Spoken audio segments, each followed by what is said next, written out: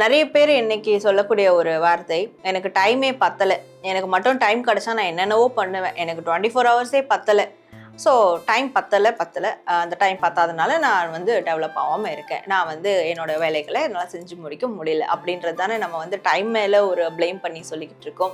But இந்த டைமை வந்து நம்ம மேனேஜ் பண்ணால் கண்டிப்பாக நம்மளுடைய வாழ்க்கையில் சக்ஸஸ் ஆக முடியும். டைம் மேனேஜ் பண்ணும் போது நிச்சயமாக நம்மளுக்கு தேவையான டைம் அன்றைய நாள்லேயே கிடச்சிரும். ஸோ அந்த டைம் எப்படி மேனேஜ்மெண்ட் பண்ணுறது அப்படின்றத பற்றி தான் நான் உங்களுக்கு சொல்ல போகிறேன்.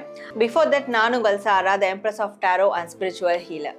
அதாவது ஒரு 8 மணி நேரம் ஒதுக்கிடுங்க. 24 மணி நேரத்தில் ஒரு 8 மணி நேரம் வந்து மைனஸ் பண்ணிடுங்க. மீதி 16 மணி நேரம் இருக்கும்.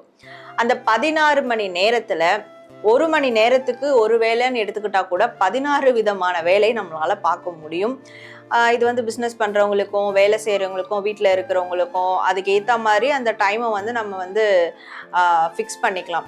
ஒரு 4 ஹவர்ஸாக நம்ம வந்து டிவைட் பண்ணால் கூட 4 பார்ட்டாக வந்து நம்மளுக்கு வந்து பிரியும் இல்லையா?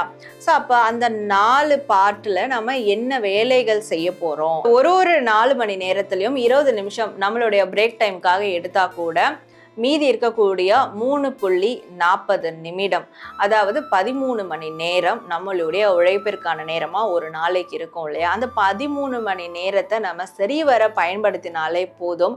வேற எந்த ஒரு டிஸ்ட்ராக்ஷனும் எடுக்காமல், ஃபோன் பார்க்காம, வேற எந்த ஒரு விஷயங்களையும் பார்க்காம, ஏன்னா 20 மினிட்ஸ் நம்மளுக்கான டைம் ஒதுக்குறோம்.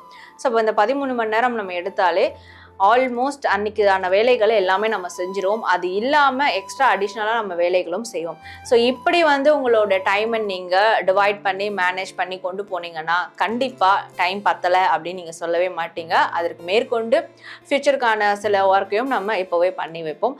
ஸோ இந்த டைம் மேனேஜ்மெண்ட்டை ஃபாலோ பண்ணி நீங்கள் உங்களோட லைஃப்பில் பெஸ்ட்டாக வர்றதுக்கு என்னுடைய வாழ்த்துக்கள். இது மாதிரியான பெஸ்ட்டான தகவல்களை நீங்கள் தெரிஞ்சுக்கணுன்னா நம்மளோட பேஜை ஃபாலோ பண்ணிக்கோங்க அண்ட் லைக் பண்ணிக்கோங்க.